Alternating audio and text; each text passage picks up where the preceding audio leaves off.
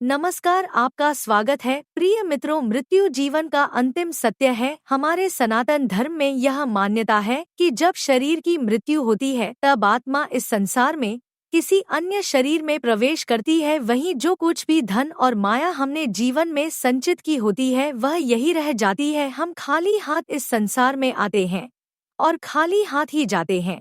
लेकिन हमारे सनातन धर्म में यह भी माना जाता है कि मृत्यु के पश्चात कुछ ऐसी चीजें होती हैं जो हमारे साथ जाती हैं। यह चीजें न केवल हमारे साथ अगले जन्म में रहती है बल्कि पूर्व जन्म का संकेत भी देती हैं। भगवान श्री कृष्ण ने गरुड़ जी को इन 5 चीजों के बारे में बताया जो मृत्यु के बाद भी आत्मा के साथ रहती हैं। आइए जानते हैं उन चीजों के बारे में। एक बार गरुड़ जी, जो भगवान विष्णु के परम भक्त और वाहन हैं, अपने प्रभु श्री कृष्ण के पास पहुँचे। उनके मन में जीवन और मृत्यु के गहरे रहस्यों को लेकर कई सवाल उमड़ रहे थे। वे बेचैन थे और इन सवालों के उत्तर जानने के लिए अत्यंत उत्सुक थे। गरुड़ जी ने भगवान श्री कृष्ण के चरणों में प्रणाम किया और पूरी विनम्रता से बोले, हे प्रभु, मैं आपके पास एक बहुत ही महत्वपूर्ण प्रश्न लेकर आया हूँ। यह प्रश्न मेरे मन में बार बार उठता है और मैं इससे बहुत चिंतित हूँ। मैं यह जानना चाहता हूँ कि जब किसी जीव की मृत्यु होती है तब उसके साथ क्या जाता है। मृत्यु के बाद आत्मा के साथ कौन कौन सी वस्तुएं जाती हैं। कृपया मुझे इस गहरे रहस्य के बारे में विस्तार से बताइए। गरुड़ जी की जिज्ञासा को देखकर भगवान श्री कृष्ण हल्का सा मुस्कुराए। उन्होंने देखा कि गरुड़ की यह जिज्ञासा सामान्य नहीं है बल्कि यह जीवन और मृत्यु के गहरे आध्यात्मिक रहस्यों से जुड़ी हुई है। वे जानते थे कि इसका उत्तर बहुत विचित्र है और इसे केवल वही दे सकते हैं जो जीवन के सत्य को भली भांति समझते हैं।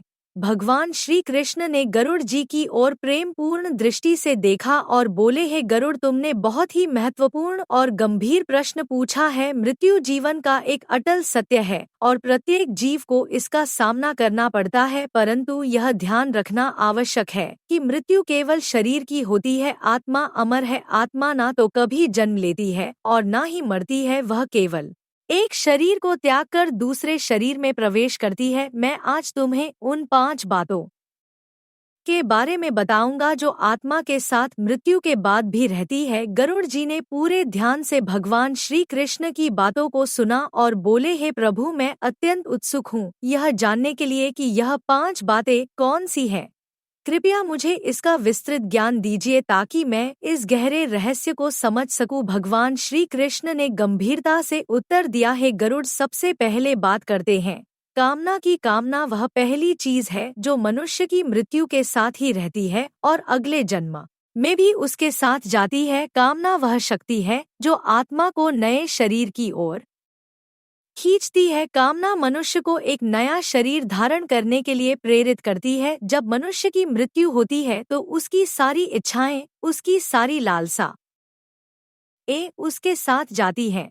यह इच्छाएं ही उसे अगले जीवन में नए शरीर की प्राप्ति कराती है। गरुड़ जी ने श्री कृष्ण की बातों को और विस्तार से समझने की इच्छा व्यक्त की है। प्रभु, आप कामना के बारे में और अधिक बताइए, कैसे यह कामना नए शरीर की प्राप्ति के लिए प्रेरित करती है। श्री कृष्ण ने गरुड़ जी की इस जिज्ञासा को समझते हुए कहा है, कामना एक ऐसी वस्तु है जो मनुष्य के मन और चित्त में गहरी बसी होती है। जब मनुष्य की मृत्यु होती है तो उसका शरीर नष्ट हो जाता है पर उसकी कामनाएं, उसकी इच्छाएं जीवित रहती हैं।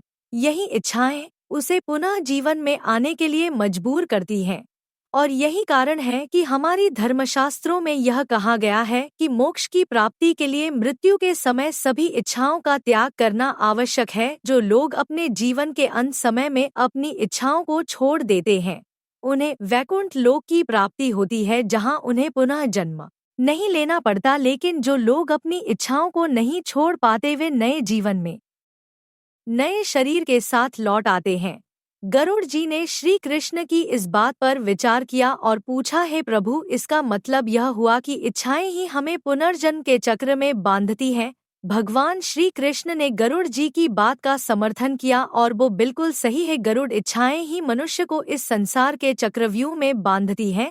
जब तक मनुष्य अपनी कामनाओं से मुक्त नहीं होता तब तक उसे इस संसार में बार बार जन्म लेना पड़ता है। इसी कारण धर्मशास्त्रों में यह कहा गया है कि अपनी इच्छाओं का त्याग ही मोक्ष का मार्ग है। गरुड़ जी ने समझा कि कामना एक बहुत ही महत्वपूर्ण और गहरी चीज है जो आत्मा के साथ जाती है। फिर उन्होंने भगवान से दूसरी चीज के बारे में जानने की इच्छा प्रकट की। उन्होंने पूछा, हे प्रभु, अब आप मुझे दूसरी चीज के बारे में बताइए जो मृत्यु के बाद भी आत्मा के साथ जाती है। भगवान श्री कृष्ण ने कहा, हे गरुड़, दूसरी चीज वासना है। वासना भी कामना का ही एक प्रकार है, परंतु यह विशेष रूप से भौतिक और सांसारिक सुखों की इच्छा से जुड़ी होती है। वासना एक ऐसी वस्तु है जिसका अंत बहुत कठिन होता है। मृत्यु के निकट पहुंच चुके लोग भी वासना से पूरी तरह मुक्त नहीं हो पाते। वासना वह शक्ति है जो मनुष्य को बांधे रखती है। गरुड़ जी ने फिर से प्रश्न किया, हे प्रभु, क्या यह संभव है कि कोई व्यक्ति वासना से मुक्त हो सके, और यदि हाँ तो कैसे? भगवान श्री कृष्ण ने उत्तर दिया, हे गरुड़, वासना से मुक्त होना संभव है, परंतु यह बहुत कठिन है। वासना से मुक्त होने के लिए मन, बुद्धि और आत्मा का संपूर्ण शुद्धिकरण आवश्यक है। केवल ध्यान, तपस्या और सच्चे ज्ञान के द्वारा ही मनुष्य वासना से मुक्त हो सकता है। यही कारण है कि कई साधु और आर्ष अपने जीवन का अधिकांश समय तपस्या और साधना में व्यतीत करते हैं ताकि वे वासना से मुक्त हो सक। गरुड़ जी ने गहरे विचारों में डूबकर पूछा, हे प्रभु, क्या वासना भी अगले जन्म में साथ जाती है? भगवान श्री कृष्ण ने सिर हिलाते हुए कहा, हाँ, हे गरुड़, वासना भी आत्मा के साथ अगले जन्म में जाती है। जिस प्रकार कामना मनुष्य को नए शरीर की प्राप्ति के लिए प्रेरित करती है, उसी प्रकार वासना उसे भौतिक सुखों की प्राप्ति के लिए प्रेरित करती है। जब मनुष्य की वासना अधूरी रहती है तो वह उसे अगले जन्म में पूरा करने के लिए प्रयास करता है। यही कारण है कि हमें अपने जीवन में वासना से बचने की शिक्षा दी जाती है। अब गरुड़ जी ने तीसरी चीज के बारे में जानने की इच्छा प्रकट की। उन्होंने पूछा, हे प्रभु, अब आप मुझे तीसरी चीज के बारे में बताइए जो आत्मा के साथ जाती है। भगवान श्री कृष्ण ने कहा, हे गरुड़, तीसरी चीज है कर्म। कर्म मनुष्य के जीवन का सबसे महत्वपूर्ण हिस्सा है। मनुष्य अपने जीवन में जो भी कर्म करता है वे उसके साथ जाते हैं, चाहे वह अच्छे कर्म हो या बुरे कर्म, मनुष्य के साथ मृत्यु के बाद भी रहते हैं। कर्म ही मनुष्य के अगले जन्म की दिशा तय करते हैं, तो उसे अगले जन्म में सुख और शांति प्राप्त होती है। लेकिन यदि उसने पाप कर्म किए हैं तो उसे नरक का सामना करना पड़ता है। गरुड़ जी ने पूछा, हे प्रभु, क्या कर्म की गति इतनी शक्तिशाली है कि वह हमें अगजन्म में प्रभावित करती है? भगवान श्री कृष्ण ने उत्तर दिया, हाँ, हे गरुड़, कर्म की गति अत्यंत शक्तिशाली है। जो कर्म हम इस जीवन में करते हैं वही हमारे अगले जन्म का आधार बनते हैं।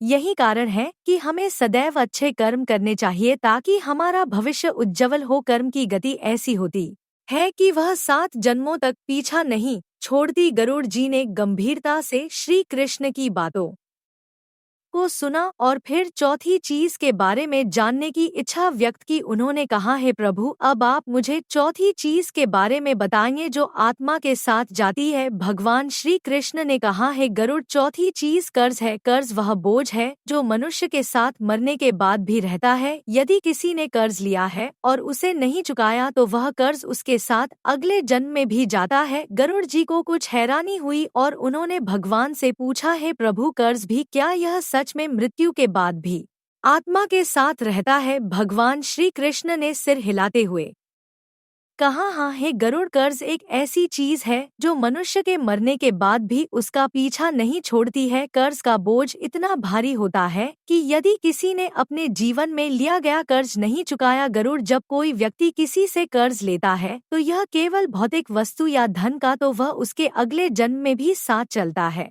गरुड़ जी ने गहरी उत्सुकता से पूछा, प्रभु, क्या आप मुझे इसका उदाहरण दे सकते हैं? भगवान श्री कृष्ण ने कहा, ध्यान से सुनो, है लेन देन नहीं होता, यह एक बंधन बन जाता है जो आत्मा को बांधता है। यदि मनुष्य मरने से पहले अपने कर्ज का भुगतान नहीं कर पाता तो वह बोझ अगले जन्म में उसके साथ जाता है। यह कर्ज न केवल आर्थिक होता है, यहाँ तक कि अगर कोई व्यक्ति कर्ज के साथ मरता है तो यमलोक में उसे उसका हिसाब देना पड़ता है। उसे परलोक में भी अपने कर्ज का भुगतान करना पड़ता है और यदि कर्ज नहीं चुकाया गया तो पुनर्जन्म में उसे इस कर्ज के कारण कठिनाइयों का सामना करना पड़ सकता है। यह भी संभव है कि उसके अगले जन्म में उसका कोई शारीरिक अंग अपंग हो जाए जिससे उसे अपने कर्मों का भुगतान करना पड़े। गरुड़ जी ने गंभीरता से यह सुना और बोले, हे प्रभु, यह जानकर मुझे अचंभा हो रहा है कि कर्ज का प्रभाव इतना गहरा हो सकता है। इसका मतलब यह है कि हमें न केवल अपने जीवन में अच्छे कर्म करने चाहिए बल्कि किसी से लिया गया कर्ज भी समय पर चुकाना चाहिए। भगवान श्री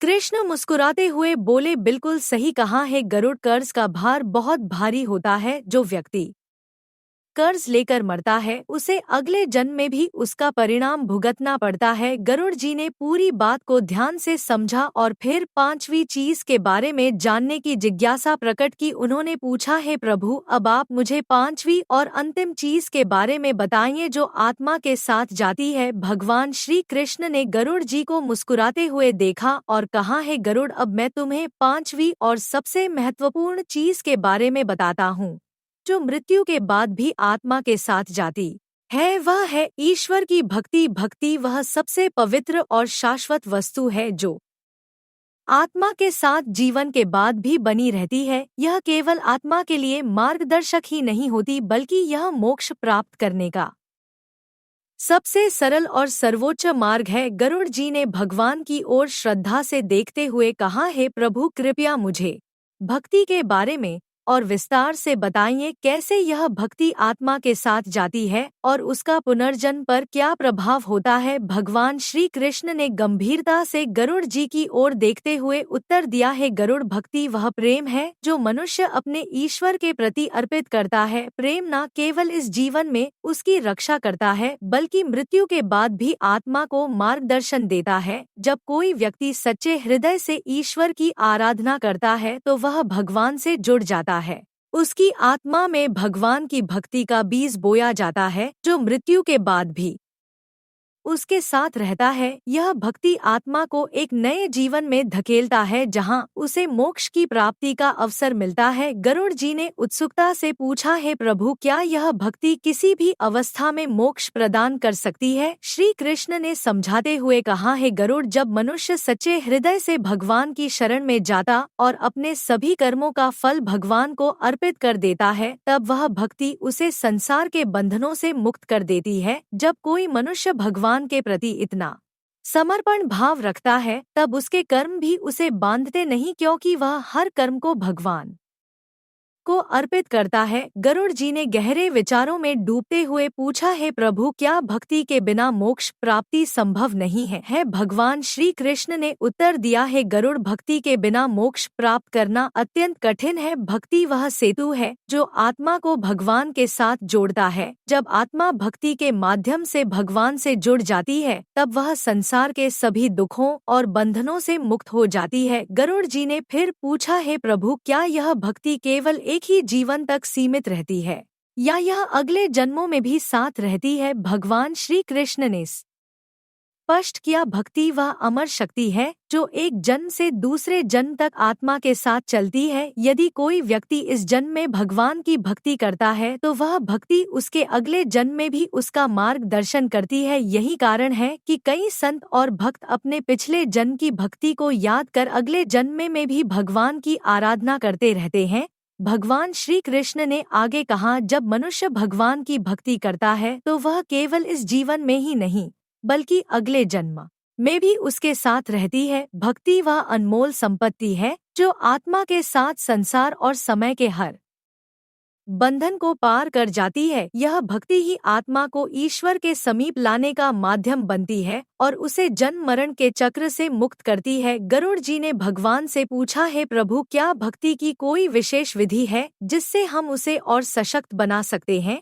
श्री कृष्ण ने मुस्कुराते हुए कहा, हे गरुड़, भक्ति में कोई विधि नहीं है यह मनुष्य के सच्चे प्रेम और समर्पण पर आधारित है। भक्ति का मार्ग सरल है जिसमें केवल प्रेम और श्रद्धा की आवश्यकता होती है। जब कोई मनुष्य निस्वार्थ भाव से भगवान के प्रति प्रेम और विश्वास रखता है तब वह उसकी भक्ति को सशक्त बनाता है। इसे किसी विशेष पूजा पाठ या अनुष्ठान से नहीं मापा जा सकता। भक्ति का सबसे सरल रूप है भगवान के प्रति प्रेम और निष्ठा। गरुड़ जी ने अत्यंत श्रद्धा से कहा, हे प्रभु, आपने मुझे इस महान सत्य से अवगत कराया। अब मैं समझ गया हूँ कि भक्ति ही वह सबसे महान वस्तु है जो मृत्यु के बाद भी आत्मा के साथ रहती है और उसे मोक्ष तक पहुंचाती है। गरुड़ जी ने गहरी संतुष्टि के साथ कहा, हे प्रभु, आपने आज मेरे सभी प्रश्नों का उत्तर देकर मुझे असीम ज्ञान प्रदान किया है। अब मैं समझ गया हूँ कि मृत्यु के बाद भी आत्मा के साथ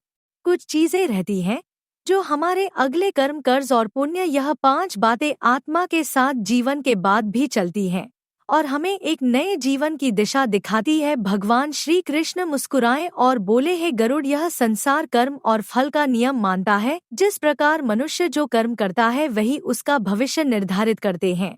इसलिए यह आवश्यक है कि हम अपने जीवन में अच्छे कर्म करें, अपनी इच्छाओं और वासनाओं को नियंत्रित करें, कर्ज से मुक्त रहें और जो हमें मोक्ष की ओर ले जाता है। गरुड़ जी पुण्य कार्यों को महत्व दे, यही मार्ग है। ने भगवान श्री कृष्ण को प्रणाम किया और बोले, हे प्रभु, आपके ज्ञान और आशीर्वाद के लिए मैं आपका अत्यंत आभारी हूँ। अब मैं इन बातों को अपने हृदय में संजोली को आशीर्वाद दिया और कहा, जाओ हे गरुड़ और इस ज्ञान को संसार में फैलाओ। जो भी इस सत्य को समझेगा वह अपने जीवन को सच्चाई और धर्म के मार्ग पर ले जाएगा। गरुड़ जी ने भगवान श्री कृष्ण के चरणों में फिर से प्रणाम किया और आकाश की ओर उड़ चले। उनके मन में शांति और संतोष का अनुभव हो रहा था। उन्होंने यह ठान लिया था कि वे इस अमूल्य ज्ञान को संसार के हर कोने तक पहुंचाएंगे ताकि सभी जीव अपने जीवन और मृत्यु के सत्य को समझ सके। तो दोस्तों, इस प्रकार भगवान श्री कृष्ण ने गरुड़ जी को 5 बातों के बारे में बताया जो मृत्यु के बाद आत्मा के साथ जाती हैं। कामना, वासना, कर्म, कर्ज और पुण्य, यह 5 बातें ही हमारे अगले जन्म को निर्धारित करती हैं। उम्मीद है कि आपको यह जानकारी अच्छी लगी होगी। वीडियो को लाइक जरूर करें और कमेंट में जय श्री कृष्ण लिखें। साथ ही महाज्ञानी टीवी चैनल को सब्सक्राइब करना ना भूलें। आप सभी का धन्यवाद।